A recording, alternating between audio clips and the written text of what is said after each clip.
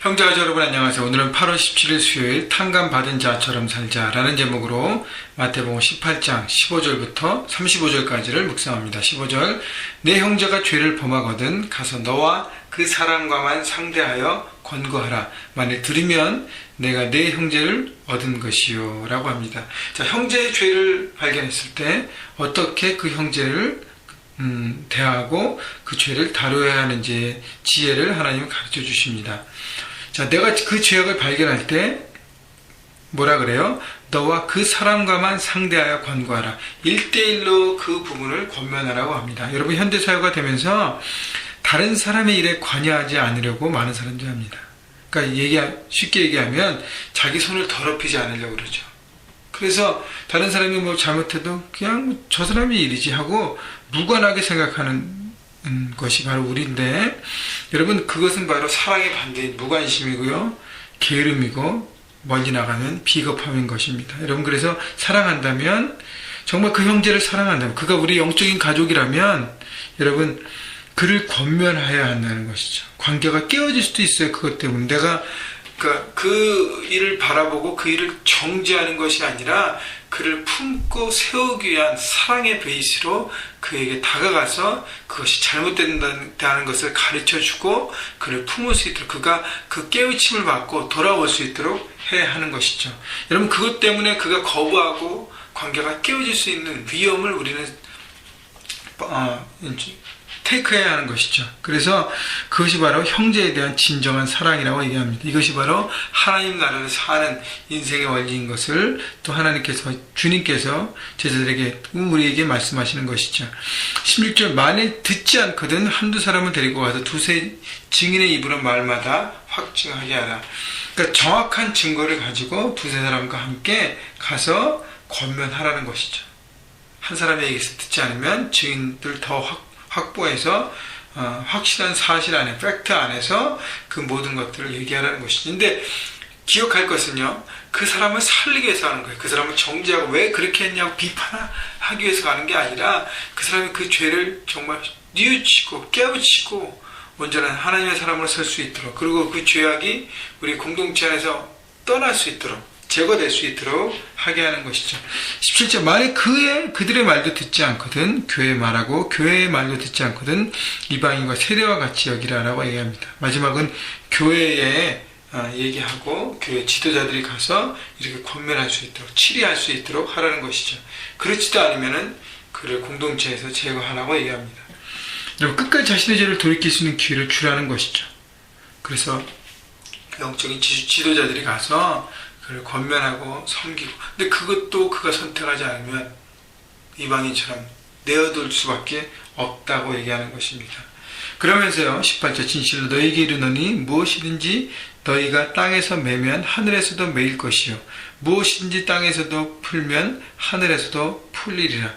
그래서 그거 한 다음에, 권면하고 올바르게 돌아오게 한 다음에 우리가 해야 될 것이 뭐냐면 기도하는 것이에요. 묻고 푸는 그 권세를 가지고 기도하라는 것이죠. 그래서 그 형제를 묻고 있는 악한 영은 대적하는 것이고요, 그 문제로 인해서 모든 관계가 얽혀진 것들을 풀어내는 것이고 기도의 능력과 권세를 주신 것입니다. 그 19절 진실로 다시 너희에게로니 너희 중에 두세 사람이 땅에서 합심하여 무엇인지 구하면 하늘에 계신 내 아버지께서 그들을 위하여 이루게 하시리라. 그러니까 두 사람이 합심하여서 최소한의 사람을 얘기하는 거예요. 두 사람은 모일 수 있는, 기도하면 하나님께서 응답하시고 역사하신다는 것이 우리 중보기도의 방향이요, 우리가 잘되고 뭐 채워지고 이게 아니라 어떻게 사람을 살리고 죄악을 파하고 악한 영을 무너뜨리는 놀라운 그 사람을 세우는 일에 대해서, 공동체를 견고하게 하는 일, 그것을 바라보고 기도하라고 얘기하는 것입니다. 그것이 바로 중보기도의 방향이고 권세를 사용하는 것이라고 오늘 예수님께서 말씀하시는 것이죠. 그래서 20절 두세 사람이 내 이름으로 모인 곳에는 나도 그들 중에 있느니라. 여러분, 우리가 사랑으로 권면해야 되고, 그리고 그 사람에 대해서 중보함이 필요합니다. 여러분, 저와 저희 집사람이 이렇게 사역을 하면서 우리는 늘 사람이, 영혼이, 한 사람이 얼마나 중요한지를 바라보고, 혹시 우리 영적인 가족 중에서, 형제 가족 중에서 그 죄악들이 보이고 잘못들이 보이면 여러분, 우리가 기도하고 그들을 찾아가서 권면합니다. 참 어려울 때가 많아요. 그것을 얘기하고 나누는 것이 근데 감사하게도 그것을 잘 받고 그래서 순종하고 나오는 사람들은 또 영적으로 견고한 사람이 됐고요. 그렇지 않은 사람들은 참 어렵게 떠나가는 사람도 많이 봤습니다. 여러분, 그 과정 가운데 저희가 이렇게 하면서 기도하면서 찾아가면서 얘기하는 게 저희가 목회자일지라도 참 어려워요. 어디까지, 성도들이 어디까지 우리가 관여하고 그것을 해야 되는 것인가. 그때로는 그래, 뭐 그들이 스스로 결정하게 해야지 하면서 하지만 우리 마음 가운데는 그래도 하나님의 사랑을 나누고 그 사랑을 나누고 그것을 알려줘야 될 텐데 우리가 안 하면 누가 할 것인가 라고 생각하고 힘들지만 기도함으로 달려가서 또 그것을 권면하고 그것을 붙잡습니다. 여러분, 중요한 것은요, 여러분의 어떤 그 이미지만 관리하지 마십시오. 형제가 잘못됐을 때, 자매가 잘못됐을 때, 영적인 가족의 잘못을 보았을 때 여러분 어떻게 해요? 사랑하는 마음으로 기도하고 가서 권면하십시오. 올바로 그들이 세워질 수 있도록. 여러분의 손에 더러운 것을 묻히도 됩니다. 여러분, 그것이 바로 사랑이고 그것이 관심이고 하나님의 마음인 것입니다. 여러분 주변을 돌아보면서 혹시 그런 케이스가 있을 때 우리가 그것을 품고 나가기 위해서 여러분 직접적으로 사랑의 마음으로 컨택하시고 또 기도하시고 그래서 사람을 세우는 일에 우리가 하나님의 부름받은 것을 기억하고 그렇게 나가시는 여러분 모두가 되기를 주님의 이름으로 축원합니다. 21절 그때 베드로가 나와 이르되 주여 형제가 내게 죄를 범하면 몇 번이나 용서하여 주리이까 7번까지 하오리까 예수께서 이르시되 내게 이르니 7번뿐 아니라 7번을 70번까지도 할지니라. 베드로가 예수님께 물어보죠. 형제가 나한테 죄를 범하면 내가 몇 번이나 용서해 줘야 됩니까? 7번 하면 되지 않겠습니까? 7번은 베드로의 계산이에요. 인간적인 계산으로 최대 할 수 있는 것. 그죠? 7번은 또 완전한 숫자라고 우리 히브리 개념에서 그렇게 생각하니까. 그런데 예수님 뭐라 그러세요? 70번씩 7번.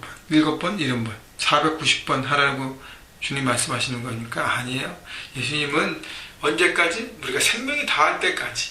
주님 오실 그때까지 용서해 줘야 된다고 얘기하십니다. 그러면서 23절부터 하나의 비유를 들어 말씀하십니다. 천국은 그 종들과 결산하여 하던 어떤 임금과 같으니라고 합니다. 24절 결산할 때 10,000달란트 빚진 자 하나를 데려오매 갚을 것이 없는지라 주인이 명하여 그 몸과 아내와 자식들의 모든 소유를 다 팔아 갚게 하라 하니 그 종이 엎드려 자라되 이르되 내게 참으소서 다 갚으리라 하거늘 그 종의 주인이 불쌍히 여겨 놓아 보내매 그 빚을 탕감하여 주었더니. 그러니까 10,000달란트 탕감받은 자가 그런데 자기에게 빚진 100데나리온 빚진 자를 탕감하지 않았기 때문에 그가 다시 원 임금으로부터 그것을 갚게 하고 옥에 넘기게 되는 그런 결과가 났다는 것이죠. 결국 그것을 통해서 이 비유를 통해서 우리에게 주신 것은 뭐냐면 우리는 10,000달란트 탕감받은 자라는 것입니다.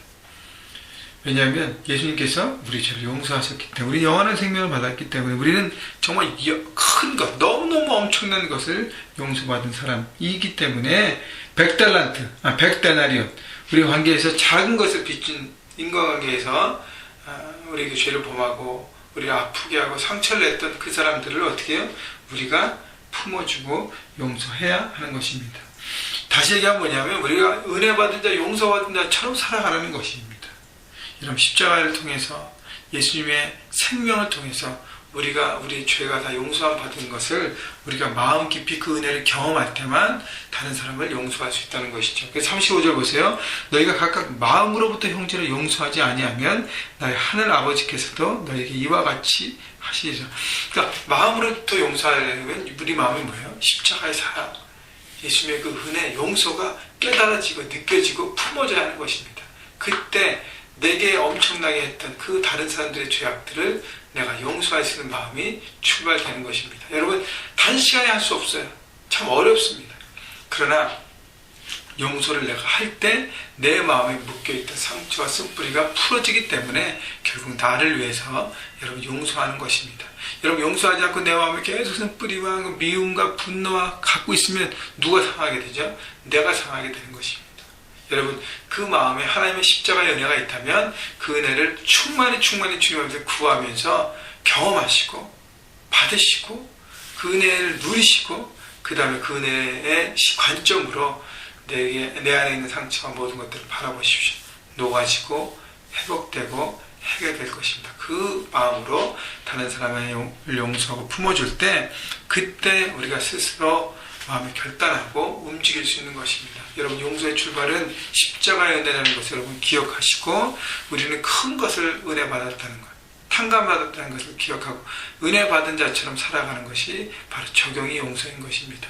여러분, 혹시 여러분 가운데 아직 여러분 어렵게 했던 어떤 사람들, 과거의 모든 것도 돌아보면서 어떤 사람이 있지 않습니까? 그 사람에 대해서 용서하는 마음을 갖게 해달라고 먼저 주님 앞에 구하십시오. 십자가에 충만히 내가 다 부어달라고 구하십시오. 그 다음에 그 사람에 대한 용서의 마음을 주님이 주시면 여러분 결단하고 먼저 기도하고 컨택하고 용서를 통해서 여러분이 자유와 해방을 누리시기를, 그래서 하나님 나라를 기쁨으로 살아가시기를 주님의 이름으로 축원합니다.